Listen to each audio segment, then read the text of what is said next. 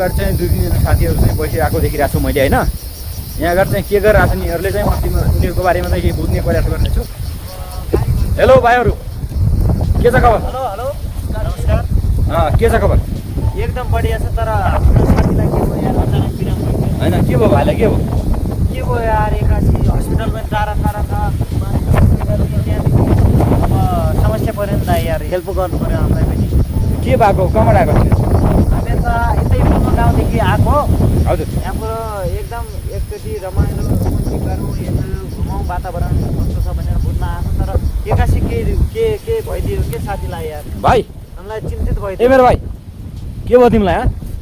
के दाइ टाउको दुख्छ। होइन किन, के समस्या आएको? तिमीहरू सँगै थियो होइन? सँगै थियो एकासी। ठिक छ भाइ, बस आराम गर। हेर्नुहोस्, के भयो? अघिसम्म हाँसखेल गरिरहेको मान्छे एकासी अहिले के भयो हामीलाई? तिमीहरूले डाक्टरलाई देखाएनौ? हजुर, डाक्टर हस्पिटल पारी टाढा टाढा छ। हस्पिटल देखाउनु पारी टाढा छ।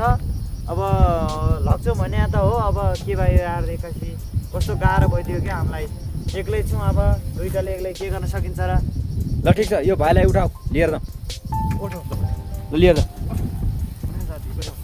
बोकेर ल्याऊ, सक्दैन भने बोकेर ल्याऊ, तर लिएर जाऊ है।